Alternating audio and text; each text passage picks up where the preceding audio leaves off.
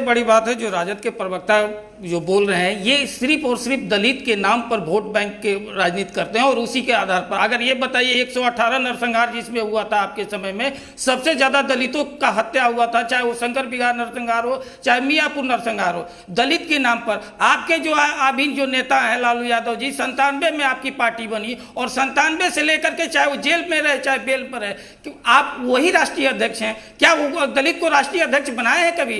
क्या वो अल्पसंख्यक को राष्ट्रीय अध्यक्ष बनाए हैं? नहीं, क्योंकि उनको सिर्फ और सिर्फ दलित से मतलब नहीं है, वो और बाकी से वो अपना से मतलब है। आप मुख्यमंत्री का उम्मीदवार बनते हैं भाजपा के, आप बताइए आरजेडी के साथ हम 2 बार सरकार जदयू बनाई, आप बताइए सिर्फ और सिर्फ तेजस्वी यादव उप मुख्यमंत्री रहे और वही दलित को आप साथ में उप मुख्यमंत्री नहीं बना रहे, आप अल्पसंख्यक को नहीं बना रहे, क्योंकि आपको दलित को तो बनाना नहीं है। वही बीजेपी के साथ आप देखिए 2 उप मुख्यमंत्री बन रहे हैं, लेकिन आपको नहीं है, दूसरे समाज से बन रहे हैं। ये दिखाता है कि आपका क्या प्रेम। और आप कह रहे हैं कि आरएसएस को और बीजेपी को बता रहे हैं, अगर आरएसएस का अंग है बीजेपी तो आरएसएस का अंग तो है अखिल भारतीय विद्यार्थी परिषद। आप बता दीजिए, तो आज अगर लालू यादव राजनीति का अगर बादशाह करना चाह रहे हैं तो किस कारण? क्योंकि वो पटना यूनिवर्सिटी में जब अध्यक्ष बनते हैं तो किस पार्टी, किस छात्र यूनियन से गठबंधन करते हैं? अखिल भारतीय विद्यार्थी परिषद से गठबंधन करके और तब चुनाव लड़ते हैं और तब वो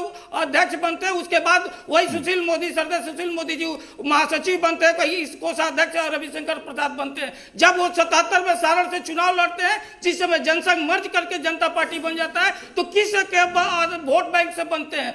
90 में जब वो मुख्यमंत्री बनते हैं तो बिना भाजपा के सहारे नहीं बनते। तो पूरा राजनीतिक अस्तित्व तो आपका, जिसको मनुवादी कहते हैं, कम्युनल कहते हैं, सबसे ज्यादा अगर फायदा कोई लिया है तो वो लालू प्रसाद यादव है। लालू प्रसाद का राजनीतिक अगर जो सच है तो वो है वो आरएसएस के बदौलत बने हुए। तो इसलिए आप इस तरह से, और दूसरा बात आप कह रहे हैं, अरे आप 13 जगह यहां पर लड़ रहे हैं, एकदम दोनों मिलकर के लड़ रहे हैं, कब आप एक साथ फाइट कर रहे हैं। क्या वहां आप नहीं दे सकते थे? कांग्रेस वहां नहीं दे सकती थी, और आप क्यों नहीं दे दिए? आप क्या जब नहीं मानते माउंटेन मैन को? हकीकत यह है कि आप लोगों को देना था ही नहीं।